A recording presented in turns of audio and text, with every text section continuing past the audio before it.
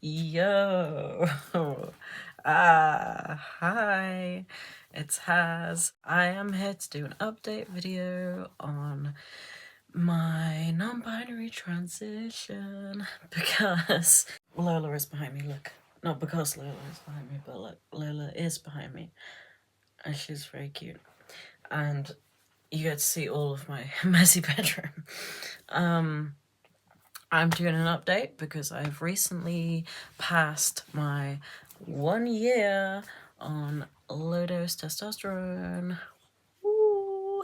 I'm also here to talk because I've been having feelings and I went back to watch my old video. It's only like 6 months ago since I made the video, but I went back and watched it and I was like, I have like changed a bit. My feelings have changed a little bit since then.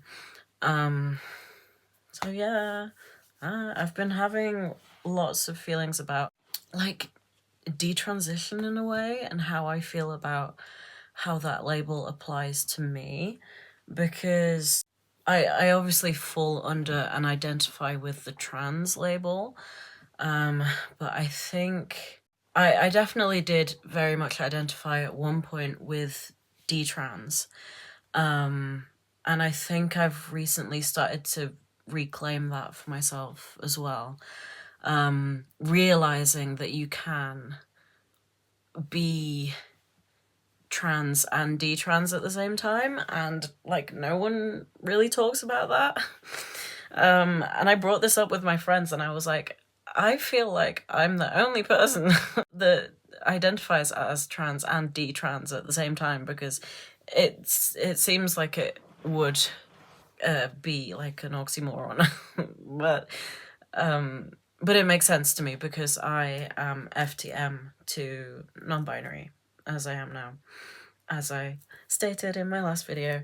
I do relate with the trans experience and also the detrans experience, and I think I've been identifying more with the detrans stuff maybe recently. But yeah, so topic number one that I came to talk about is the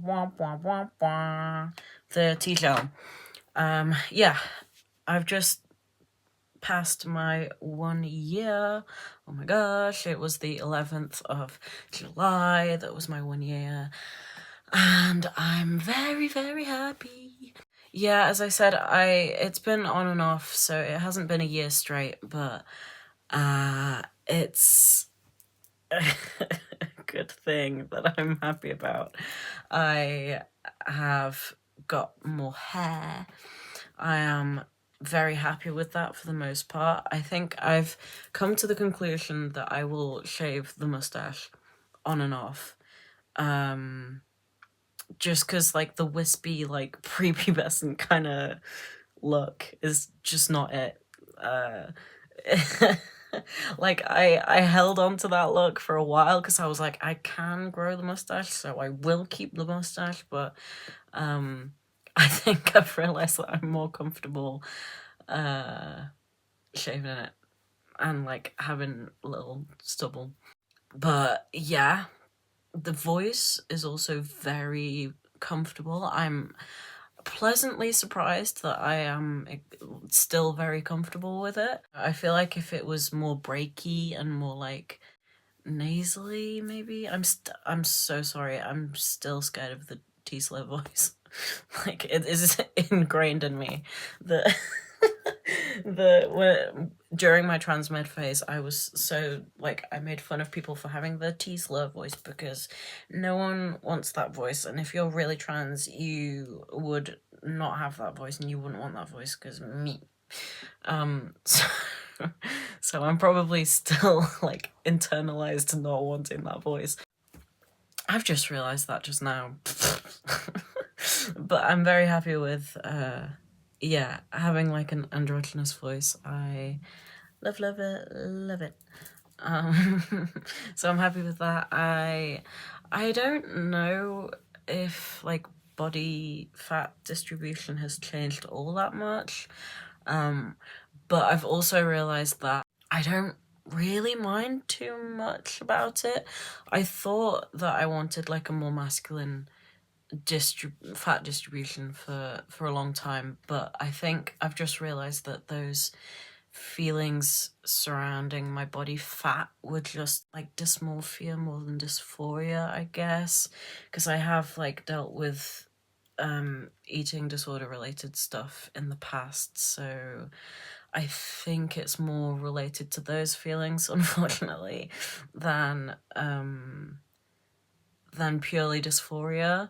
I think I pinned a lot of dysmorphia onto dysphoria. So I've realized that, you know, I am prone to feeling icky about fat no matter where it is on my body. So I guess the masculine versus feminine thing is a bit less relevant there.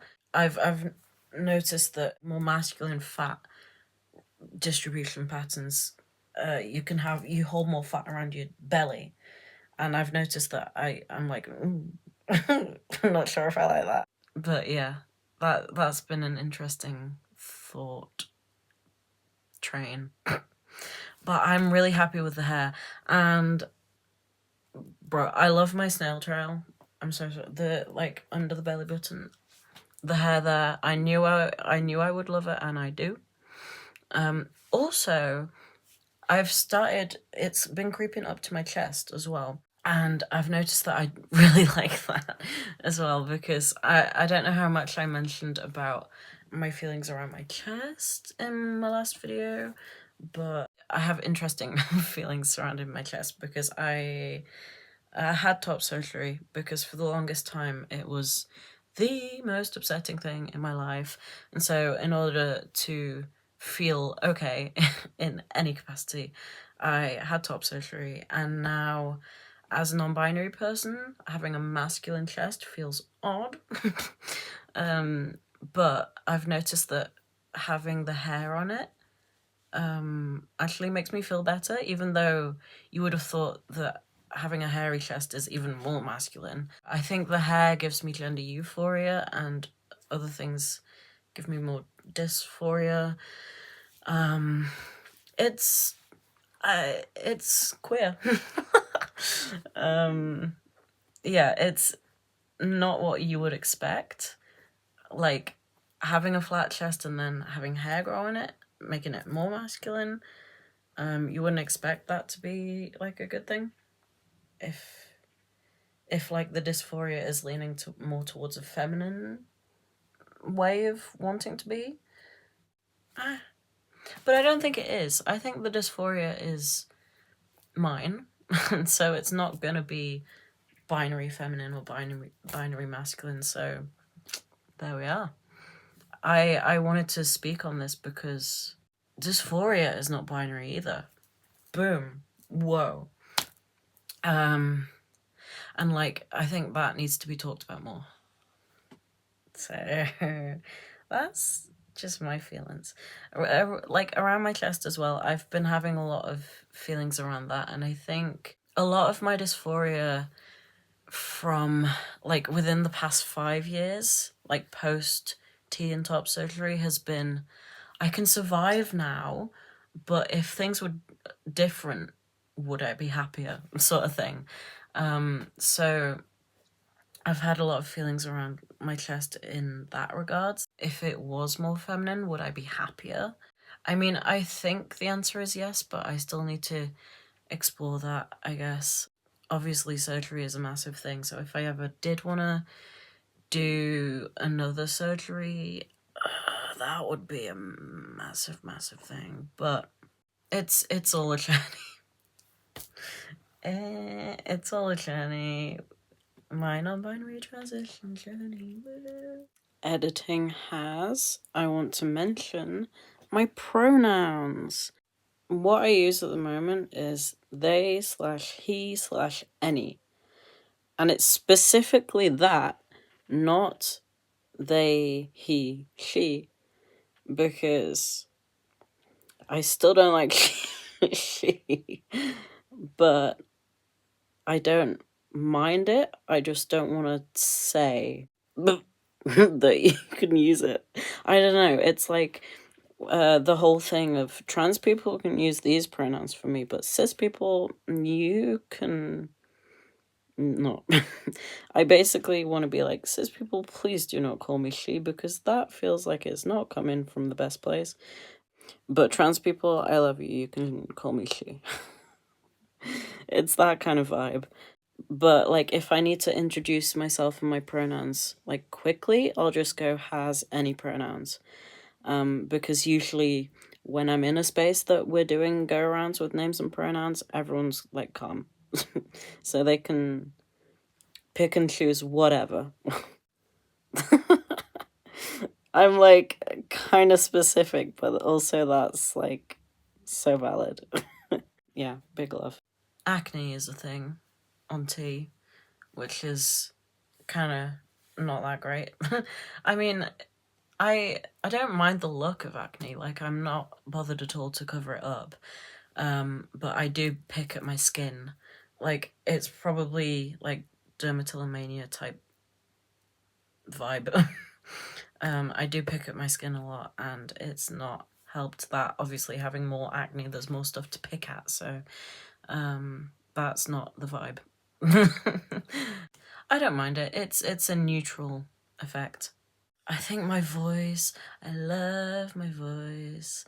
I've had compliments on it. I've had compliments on it. And I think it's very nice.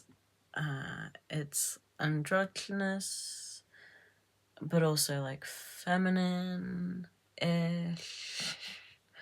And I can make it soft. I can make it less soft. And that's really cool. I think my expression, like clothes and stuff, maybe has been a little bit more feminine. I did go through another period of wearing skirts again, like long skirts. That was cool. It hasn't changed too much since my last video. I'm just like comfortable, which is so nice. I think being seen under a feminine lens by most people does kind of, yeah, I guess that there is that pro to being able to wear feminine stuff and having that be seen as okay. Because obviously most people still have that binary viewpoint. Most people in my life who do have the binary view on gender see me as feminine. So that does allow for less conflict in regards to if I present myself feminine. So yeah.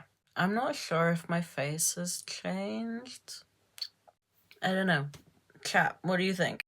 I'll put a photo here of an old me face. And this is my face now. I don't think it's changed too much, but I like my face, so it's cool. Yeah.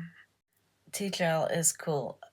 Please let trans people do what they want with their bodies. Thank you, because it's nice, it's good. I say it all cutesy like that, but I am really, really very angry at the state of the world. I love trans people. Love the dolls. Love the trans masks, me included. Love the detranses that are not freaking right-wing grifters. You know, today I went to find an old detrans YouTuber that I used to watch just to see her like updates and get any more recent thoughts. Bro, she's a friggin' right-wing grifter now, and I'm upset about it. That's why I'm making this video. That is why I'm making this video. Bro made a collab with Maya Poet, of all people. I am upset. I'm upset. So, I'm gonna be that left-wing, trans, and detrans person you want to see in the world. I don't know if anyone has ever said ever if they are trans and detrans at the same time. Like, I'm sure people have done it before, not just me. Like, FTM to non-binary or MTF to non-binary. It's happened. It happens. But, like, I want people to talk about it. I want people to talk about it. I want to... I want more representation. So I'm here and doing it. Thank you. Yes. Send love to my dog. She is there. She is called Lola. Trans rights, free Palestine. Look at my thing. It's not done yet, but it's gonna say tear down the genocidal system. Cis is in not trans. Join Youth Demand. If you're in the UK or Washington DC, join Youth Demand. Like, fight for your rights, bro. That's what we need to do. This is Mycelia. My friend Dawn made it for me. Mycelia likes head pats. And is cute. I think that's it.